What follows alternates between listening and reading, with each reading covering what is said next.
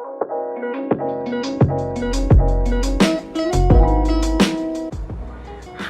kami dari kelompok 2. Kami akan mempresentasikan tentang Pancasila sebagai sistem filsafat. Sebelum mulai presentasinya, saya akan perkenalkan anggota saya terlebih dahulu, yaitu ada Agnes Josephine, Kathleen Tanto, Keiza Laksono, Stasia Aurelia, Stephanie, dan juga Zilia Rahadian. Mari saksikan presentasi dari kami. Hai, perkenalkan aku Zilia dan aku akan menjelaskan bagian yang pertama, yaitu Pancasila sebagai sistem filsafat. Jadi, apa sih yang dimaksud dengan Pancasila sebagai sistem filsafat? Nah, Pancasila sebagai sistem filsafat merupakan kesatuan dari berbagai unsur. Unsur-unsur tersebut mempunyai fungsi sendiri-sendiri, tujuan yang sama, saling keterikatan, dan ketergantungan. Filsafat adalah usaha manusia untuk mencari kearifan hidup dalam pembangunan peradaban manusia. Pancasila merupakan ideologi dasar dalam kehidupan berbangsa Indonesia. Pancasila digunakan sebagai objek dan subjek dalam filsafat. Subjek mencari landasan filosofis dan disiplin untuk mengkritik aliran filosofis yang berkembang. Oleh karena itu, Pancasila harus menjadi pedoman bagi pelaksanaan sistem politik dan pembangunan negara. Nama saya Stephanie, saya akan membahas tentang filsafat Pancasila menurut para ahli. Yang pertama, terdapat I.R. Soekarno. Menurut Soekarno, filsafat Pancasila merupakan filsafat asli dari Indonesia yang diambil dari budaya dan juga tradisi Indonesia dan akulturasi budaya India, Barat, dan juga Arab. Yang kedua, terdapat Noto Nagoro. Menurut Noto Nagoro, bahwa filsafat Pancasila memberikan pengetahuan dan juga serta pengertian ilmiah mengenai hakikat Pancasila. Menurutnya, secara ontologi, kajian Pancasila sebagai filsafat dimaksud untuk mengetahui hakikat dasar sila-sila yang terkandung di dalam sebuah Pancasila. Yang ketiga, terdapat Soeharto. Menurut Soeharto, filsafat Pancasila mulai mengalami perubahan. Mulai para filsuf yang lahir dari Dikbud, semua elemen barat disingkirkan dan diganti dengan interpretasi dalam budaya Indonesia. Yang keempat, yang terakhir terdapat Ruslan Abdul Ghani. Menurut Ruslan Abdul Ghani, Pancasila adalah filsafat dari negara yang terlahir sebagai ideologi kolektif seluruh rakyat bangsa Indonesia. Terima kasih. Nah, di slide kali ini kita akan membahas 3 landasan pijak filosofis. Yang pertama itu adalah ontologis, yang kedua itu adalah epistemologis, dan yang ketiga itu adalah aksiologis. Nah, ontologis itu adalah ilmu yang membahas tentang hakikat atau nilai-nilai umum tentang Pancasila.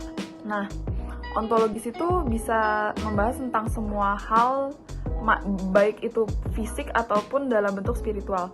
Nah, contohnya adalah meja. Jadi kita gimana sih taunya itu sebuah meja? Jadi kita lihat walaupun bentuknya seabsurd apapun dan bagaimanapun dirancang, itu tetap sebuah meja. Jadi kita tahu itu sebuah meja. Nah, yang kedua adalah epistemologis. Nah, epistemologis ini adalah teori yang membahas tentang sifat-sifat dasar pengetahuan atau juga bisa disebut dengan teori pengetahuan. Nah, yang dimaksud dengan teori pengetahuan itu adalah kita tahu benda itu fungsinya buat apa dari validitasnya. Jadi contohnya adalah kursi. Jadi kita pertama-tama melihat dan abis itu kita baru menganalisa kalau misalnya itu sebuah kursi. Jadi contohnya kita lihat kalau misalnya benda itu punya senderan dan punya tempat dudukan. Nah, itu kita bisa analisa kalau misalnya itu adalah sebuah kursi. Nah, yang paling terakhir adalah aksiologis. Aksiologis itu adalah sebuah teori nilai yang berhubungan dengan kegunaan dan pengetahuan yang sudah diperoleh. Jadi, apa sih manfaat dari pengetahuan yang sudah kita peroleh untuk kehidupan kita? Nah, contohnya adalah meja dan kursi. Jadi, pengetahuan kita tentang apa itu meja dan kursi itu bisa bermanfaat gak sih di kehidupan kita sehari-hari?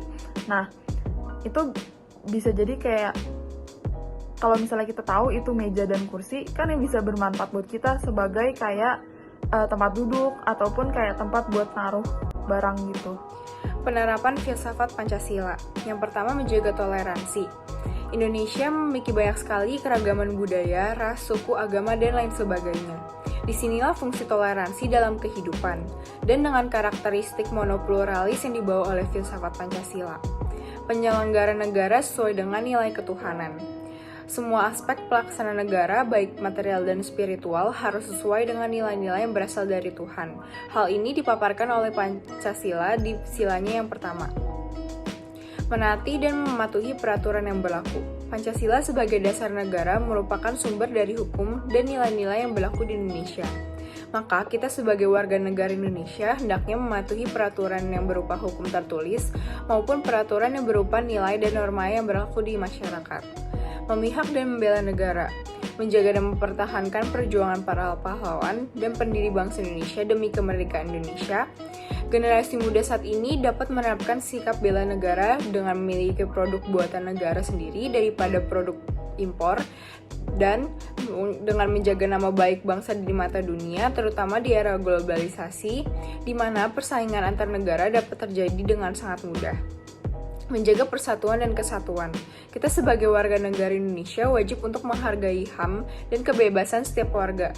Dengan demikian, kita akan lebih menghormati orang lain karena kita semua memiliki derajat yang sama sebagai manusia. Menegakkan keadilan. Sila kelima Pancasila menegaskan bahwa keadilan harus ditegakkan tanpa pandang bulu. Semua orang memiliki hak dan kewajiban yang sama di mata hukum dan negara.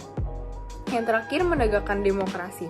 Sila keempat Pancasila ini juga menggambarkan bahwa Pancasila sangat menjunjung tinggi nilai kerakyatan dan kekeluargaan, di mana ada keseimbangan antara kepentingan individu dan kepentingan masyarakat umum.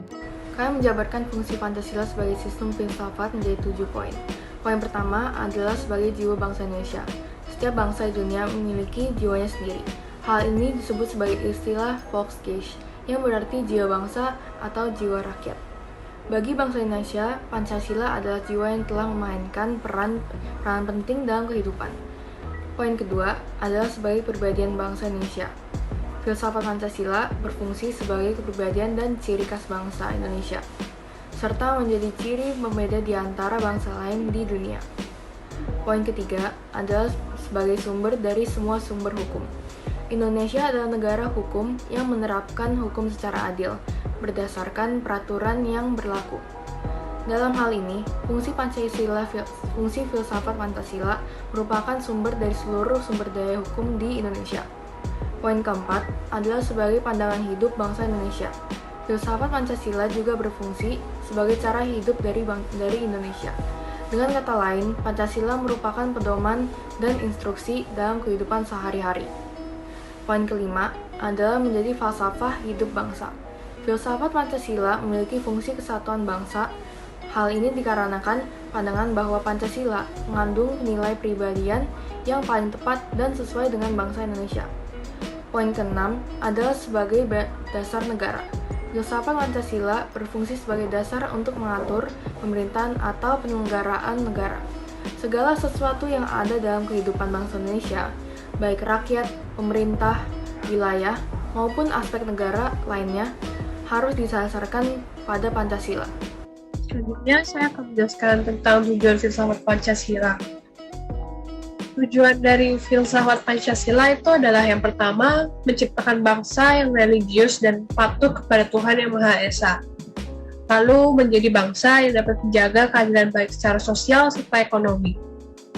Yang ketiga, menjadi bangsa yang menghormati hak asasi manusia, serta menciptakan sebuah bangsa yang menjunjung tinggi demokrasi. Dan yang terakhir ada menjadi negara nasionalis dan cinta tanah air.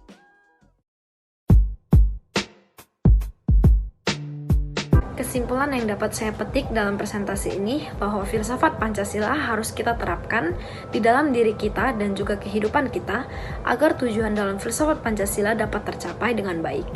Sebagai masyarakat, kita juga harus mencintai tanah air kita dan mengikuti semua peraturan yang telah dibuat sesuai dengan nilai-nilai Pancasila agar bangsa kita dapat tentram dan damai.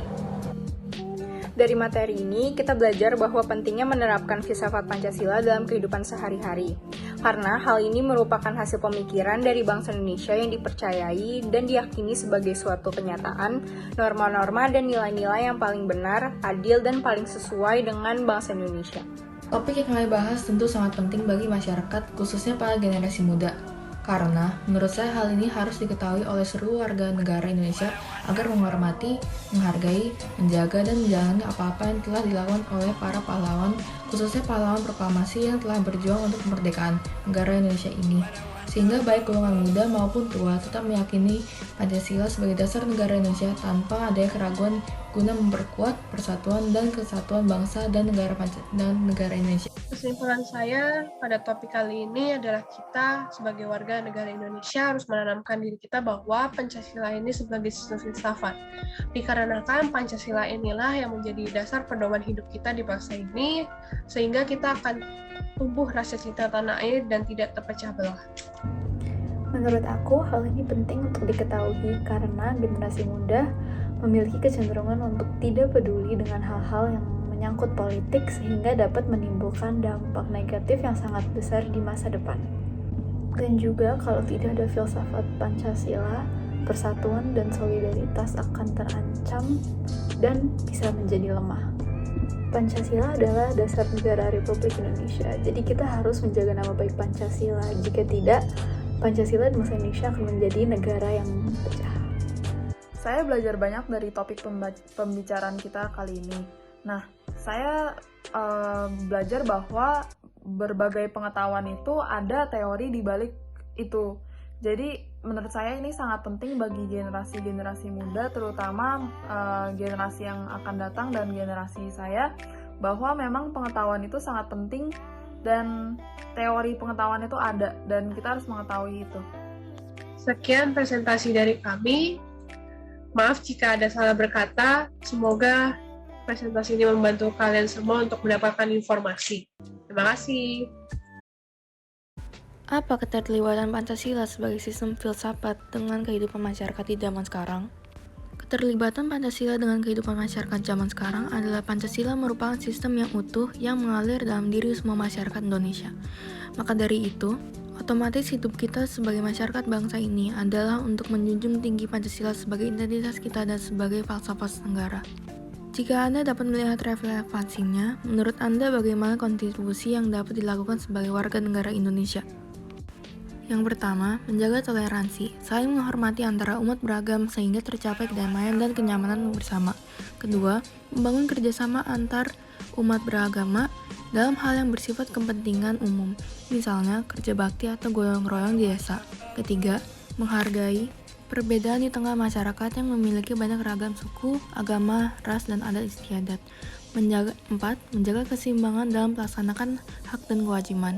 Jangan sampai hak dan kewajiban kita merugikan hak dan kewajiban orang lain. Kelima, mencintai dan mengonsumsi produk dalam negeri agar mendukung kemajuan perekonomian negara. Mengutamakan pengambilan keputusan dengan musyawarah mufakat. Dan yang terakhir adalah meningkatkan kesadaran sosial dengan mengadakan kegiatan yang membantu sesama. Kontribusi apa yang dapat diberikan oleh pemerintah, masyarakat, ataupun generasi muda terhadap implementasi Pancasila sebagai sistem filsafat? Kontribusi yang dapat diberikan oleh pemerintah terkait implementasi Pancasila sebagai sistem filsafat adalah dengan membuat peraturan mengenai pendidikan Pancasila, mulai dari sekolah dasar hingga perguruan tinggi agar generasi muda mampu mengenal dan menerapkan nilai-nilai Pancasila dalam kehidupan berbangsa dan bernegara. Sedangkan sebagai masyarakat atau generasi muda sendiri, saya berpendapat bahwa kontribusi yang dapat saya lakukan adalah dengan menerapkan nilai-nilai Pancasila dalam kehidupan berbangsa dan bernegara agar kesatuan dan persatuan bangsa kita tetap utuh. Bagaimana kontribusi yang Anda sebutkan bisa terlihat secara nyata dalam kehidupan berbangsa dan negara? Kita bisa melakukan hal-hal yang dapat mempersatukan bangsa ini. Seperti contoh, kita harus menganggap bahwa Pancasila itu adalah pedoman hidup kita. Jika kita dapat melakukan hal tersebut, kita sudah dapat melakukan kontribusi yang luar biasa untuk bernegara ini. Karena negara ini termasuk kurang pendidikan dan masyarakat sering lupa bahwa Pancasila itu adalah pedoman hidup kita.